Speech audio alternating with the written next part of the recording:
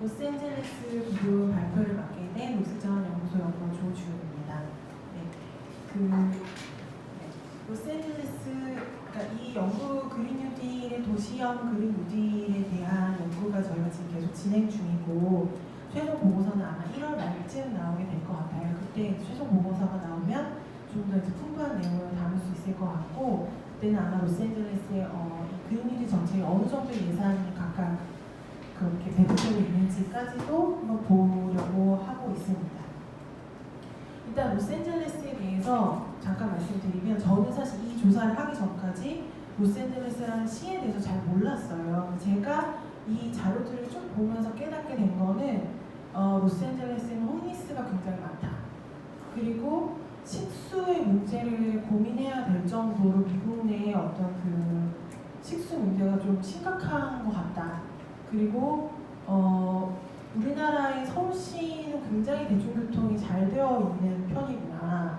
이 로스앤젤레스는 아직 그 메트로 이 시설 이제 막 고려 물론 있지만 그거를 조금 더 이제 확장해서 어떻게 그 기후변화 시대에 대응할 수 있을지 고려해야 되는 상황이다. 그 정도가 되겠습니다. 이제 2015년도에 그 지속가능한 도시 플랜이라는 것을 지금 현재 그 시장인 에릭 가세티가 발표를 하게 됩니다. 그리고 2019년에 LA 그린 뉴딜이라는 보고서가 또 나오게 되는데요. 그러니까 언론에서 말하기로는 지속가능한 도시 플랜에서 거의 상당 부분 많은 내용을 그대로 가져오고, 대신에 이제 그린 뉴딜이라고 하는 어떤 형태에 맞춰서 조금 더 몇 가지를 보완한 어떤 형태가 된다, 이렇게 얘기를 하고 있고, 그래서 로스앤젤레스의 온실가스 배출 추이를 보면,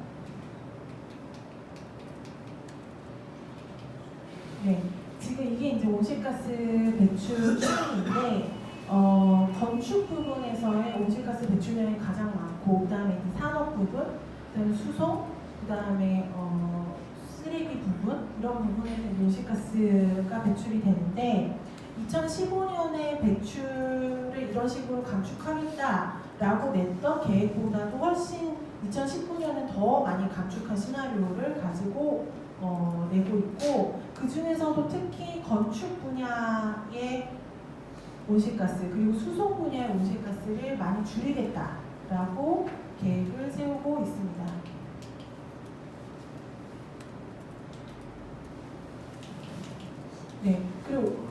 그리고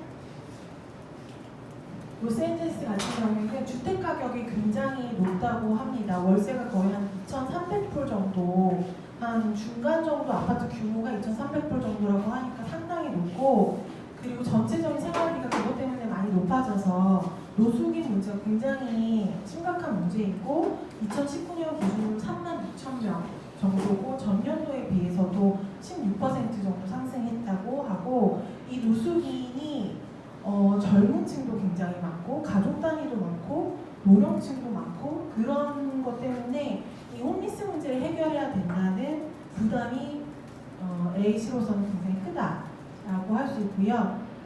그 다음에 그 칼 엔비로 스크린이라는 한 지표에서 상위 10% 점수를 얻은, 그러니까 상위 10%라는 건 굉장히 열악한 환경에 놓여있다라고 할 수 있는 커뮤니티들이 있는데, 이 커뮤니티들을 집중적으로 타겟해서 환경부담과 빈곤 실업을 동시에 해결하겠다, 이들이 겪는 문제를 해결하겠다라는 목표를 가지고 있고, 그래서 온실가스 감축, 녹색 일자리, 불평등 해소를 모두 강조하는 그린 뉴딜을 2019년에 발표했습니다.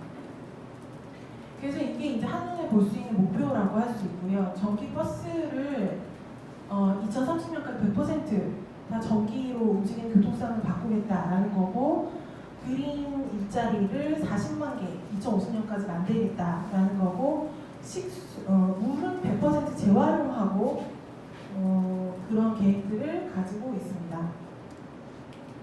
그래서 좀 더 상세하게 보시면, 일단 2019년에 그린 뉴딜 보고서에서 구분이 이제 이런 식으로 되어 있습니다. 환경 정의, 그리고 재생 가능 에너지, 지역 수자원, 깨끗하고 건강한 건물, 주택 및 개발, 이동성과 대중교통, 온실가스 배출 제로 이동수단, 산업계 배출 공기질 모니터링, 폐자원 회수, 먹거리 시스템, 도시 생태계 및 회복 탄력성, 전망 및 그린 일자리, 그것들을 시 정부가 어떻게 솔선수범하려고 하는지, 근데 이 부분들이 각각 로스앤젤레스 시가 굉장히 주의 깊게 보고 있는 목표 지점이다라고 보시면 되고, 그 각각의 분야에 대해서 이제 구체적인 목표를 세우고 있고요. 그리고 그 구체적인 목표에 따라서 어떤 혜택들이 발생할 것이다라고 예측치까지도 제공을 하고 있는데, 그 각각의 분야에 대한 혜택을 5가지로 제시하고 있고요. 그것들을 이제 제가 임의로 온실가스와 불평등 일자리로 나눠서 표를 만든 겁니다.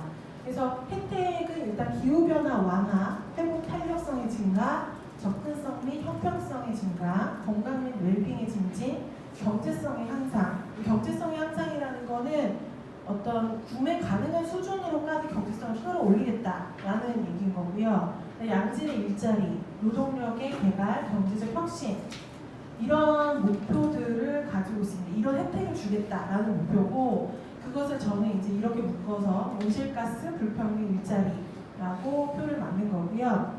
그린 뉴딜에 대해서 이제 많은 분들이 그린 뉴딜이 그냥 여러 가지 정책을 하나로 나열하고 있는 거 아니냐라는 비판들을 많이 하는데, 저도 사실 그런 의문이 좀 되게 큰 편인데도 LAC를 보면 좀 그렇진 않다라는 생각이 들었어요. 어떤 면에서 그러냐면, 이 불평등이라는 문제, 아까 그 홈리스 문제가 굉장히 심각하고 여러 개의 그 굉장히 열악한 커뮤니티들이 있는데, 그 불평등의 문제를 어떻게 영향을 끼치려고 하는지를 각각의 그 항목에서 불평등 문제가 이런 식의 혜택을 가져올 것이다, 이 문제를 해결하면 이런 식의 혜택을 가져올 것이다 라는 목표치를 제공하고 있고, 정책들을 가만히 들여다보면 상당히 유기적으로 서로 간에 연결되어 있다는 느낌을 저는 많이 받았어요. 그래서 그거를 하나씩 설명을 드리면, 일단 환경적인 부분에서 아까 열악한 커뮤니티들의 점수를 개선을 하겠다라고 했는데, 이거는 단순히 이제 시의 노력으로 시작된 건 아니고, 아까 성택골의 얘기를 들으면서 약간 좀 비슷하다라는 느낌을 저는 받았는데, 이 열악한 지역에 기반을 두고 있는 NGO 단체들이 모여서 그 열악한 지역에 어떤 위험들이 있는지를 먼저 조사를 한 거예요. 뭐 이를테면은 학교 옆에 무슨 독극물을 무슨 저장하는 뭐가 있다든지 그런 게 있을 수 있는 거죠. 그래서 그거를 먼저 조사를 하는데, 10대에서 70대까지 아까 성택골처럼 여러 세대가 다 각각이 주거하고 있는 생활 환경들이 다르기 때문에 그 세대들마다 느끼고 있는 자기 지역의 위험물 표시를 만들게 한 거죠. 그래서 그걸 기반으로 해서 이런 위험들이 도사리고 있고, 이걸 어떤 식으로 개선해 나가려고 한다라는 거를 몇 년도에 걸쳐서 계속 이제 그 비영리 단체들이 노력을 해왔고, 그거를 시가 받아서 그러면 이걸 조례를 만들어가지고 이 문제를 해결하겠다라는 의지가 표명이 된 게 이제 저 칼 엔지로 스크린 점수를 이제 개선하겠다라는 게 그런 의미를 담고 있었고요. 그리고 재생가능 에너지 같은 경우에는 2045년도에 100% 재생가능 에너지로 하겠다라고 하는데, 이거는 캘리포니아 주의 목표이기도 합니다. 그래서 캘리포니아 주의 목표가 여기 이제 반영되었다고 보시면 되고요.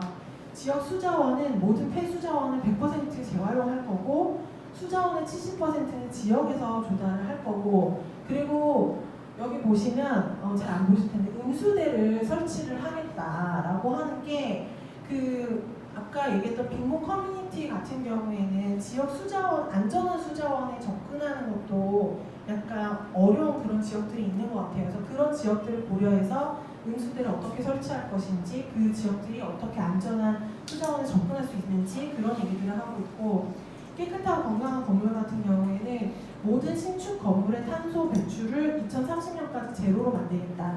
그리고 모든 건물, 신축과 기존의 건물을 포함한 모든 건물의 탄소 배출을 넷제로로 2050년까지 달성하겠다라는 얘기를 하고 있습니다.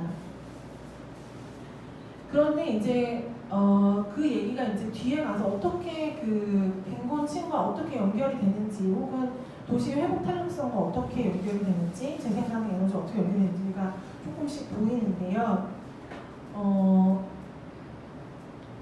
공원 또는 오픈 스페이스로부터 0.5마일 이내 거주민 수를 65%의 거주민을 보장하겠다. 그러니까 로스앤젤레스 시의 65%의 거주민이 이런 오픈 스페이스 근처에 살게 하겠다라는 얘기를 하고 있고 이것을 100%까지 2050년에는 가져가겠다라고 하고 있거든요.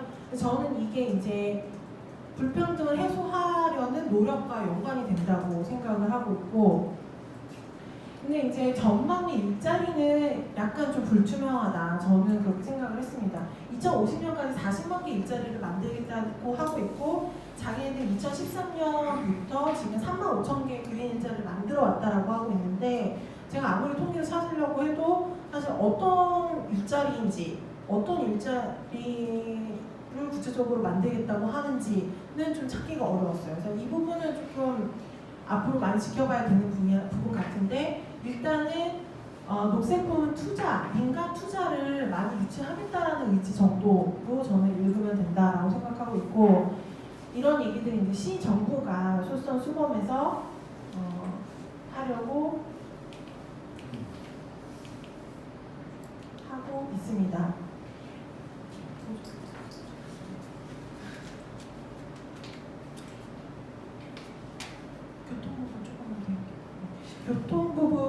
교통 부분만 잠깐 보시면요. 여기서 이제 1인당 자동차 주행 거리를 감축하겠다라는 얘기하고 있고, LAC가 2028년도에 올림픽을 개최하려고 하면서 자동 주행 차량 같은 경우에는 무조건 이제 이 온실가스 배출하지 않는 차로 만들겠다라는 포부를 가지고 있고, 그래서 자전거, 도보, 소형 이동수단의 그 비율이 그 2028년 기준으로 갑자기 대폭 상승하는 걸 가지고 있는데요. 이것이 이제 그 아까 오픈스페이스 얘기도 나왔는데 신축 건물의 57%가 이 교통수단으로부터 짧은 거리 안에 건설되도록 하고 있어요. 그래서 온실가스 문제를 생각을 하면서 동시에 신축 건물은 홈리스를 위해서 신축 건물은 짓고, 그러나 그것이 온실가스를 저감하는 방식으로 어떻게 가려고 하는지를 계획하고 있다라고 저는 생각을 했고, 그러면서 동시에 불평등의 문제를 고려하면서 소득 제한형 주택 5만 채를 조성을 하고 임차인의 안정성을 향상시키겠다라는 계획을 담고 있습니다. 네, 이 정도.